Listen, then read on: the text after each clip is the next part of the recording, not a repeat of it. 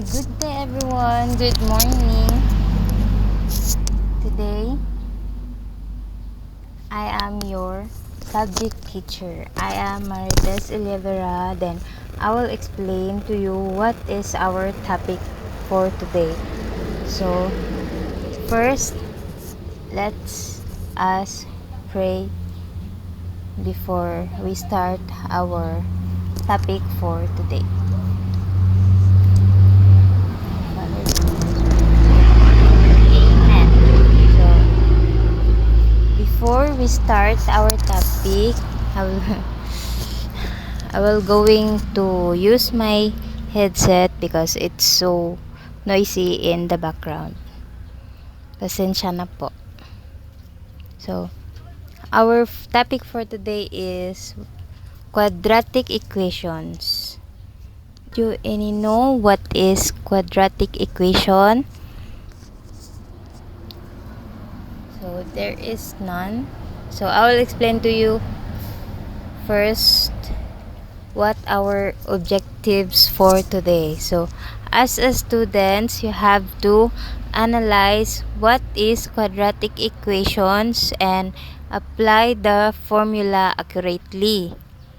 So, second, value real life applications of quadratic equations. So, it is related on our everyday life. So, you should listen carefully what is quadratic equations. So, practice solving, checking, and verifying solutions.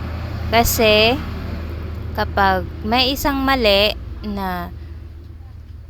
sa formula natin, sa quadratic equations, then mali din yung ilalabas niya na answer. So, you should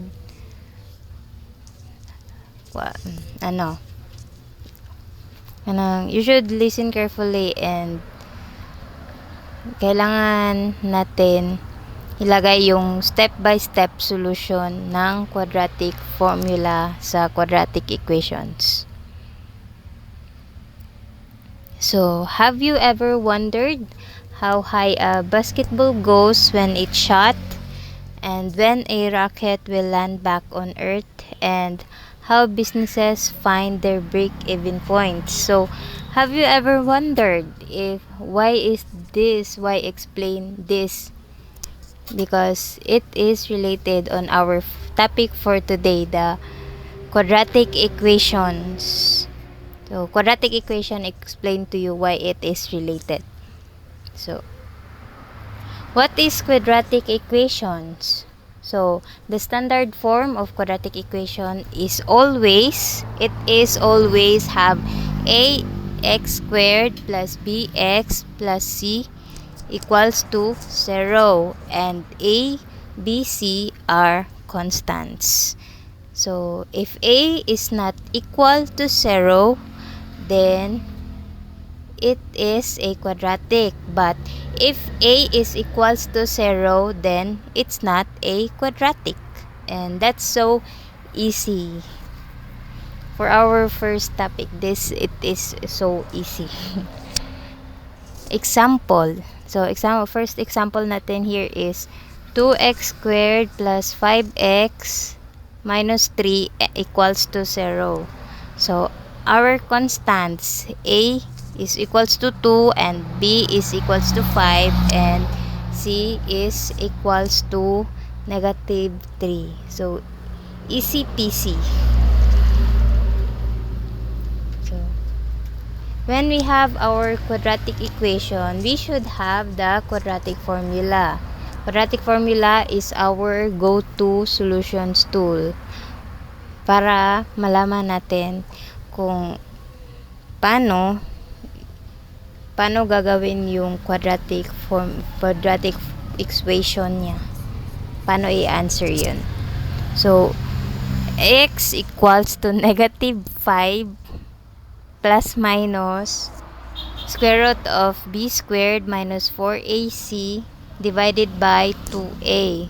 So, in quadratic formula, we have to get first the k part, the discriminant. The discriminant here is the b squared minus 4 AC. So, kailangan sa first step, kapag kunin natin yung values niya sa A, B, and C, so the next step is the discriminant. Kukunin natin yung answer ng discriminant, which is the B squared minus 4AC.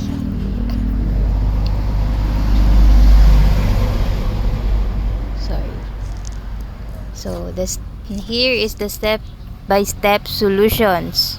So let's solve the example 1, which is the 2x squared plus 5x minus 3 equals to 0. So we identify the values first and calculate the discriminant. So we apply the discriminant b squared minus 4ac, which is the 5 squared minus 4 times 2 times negative 3, and it is equals to 49. So hindi ko na i-explain kasi matalino naman kayo dyan sa times na yan. So let's plug into formula. So the formula is x equals to negative 5 plus minus square root of 49, which is the discriminant, divided by 4. So the first x is equals to 1/2 because negative 5, because the square root of 49 is 7, so negative 5 plus 7 divided by 4. So it is equals to 1/2. And the second x is negative 5 minus 7 divided by 4, and it is equals to negative 3. So x1 is, our ax is 1/2 and our bx is equals to negative 3. So did you understand what I explained, the step-by-step solutions? So next, so real life application. The scenario here is a ball is thrown upward with initial velocity of 20 meter per squared. So the height model is equals to negative 5 t squared plus 20 t squared. So let's set the h equals to 0, and the h here is c. So a is equals to negative 5, b is equals to positive 20, sorry. B is equals to 20 and c is equals to 0. So di ko na nilagay dito yung solution niya. So pwede na kayo yung mag answer ng full solutions niya kasi it's so easy, though the answer is here na, which is the launch here is equals to 0 and the landing is equals to 4. So launch down nung ball is, the launching sa ball niya is equals to 0, and sa pagland ng ball is equals to 4.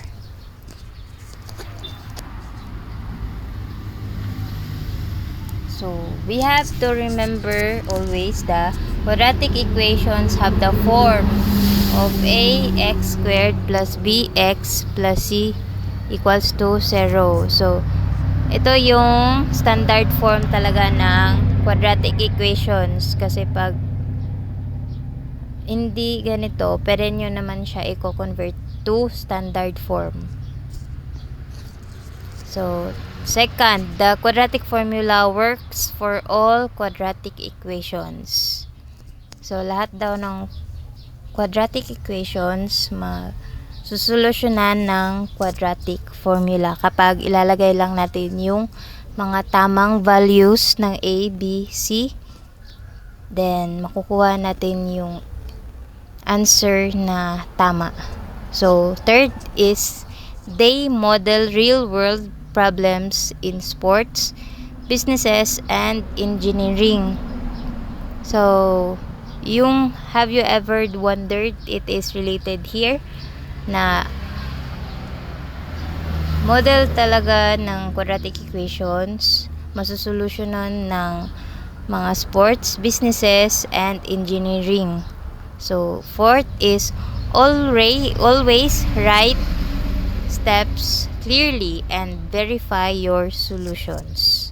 Kasi pag maling values yung ilalagay sa ABC, then mali talaga yung kakalabasan ng answer niya. So, that's all, and thank you. Thank you for listening. But here we have a group work to do. So, you will work in 5 groups or 4 to 5 kung ilan talaga yung gusto nyo to create a standout quadratic future for the barangay's new community park that both mathematically accurate and fun for locals. So, yung role nyo is a quadratic park designer. As young quadratic park designer, you will create a design of parabolic water fountain using a quadratic equation. So, related naman talaga yung quadratic equation sa group work natin today.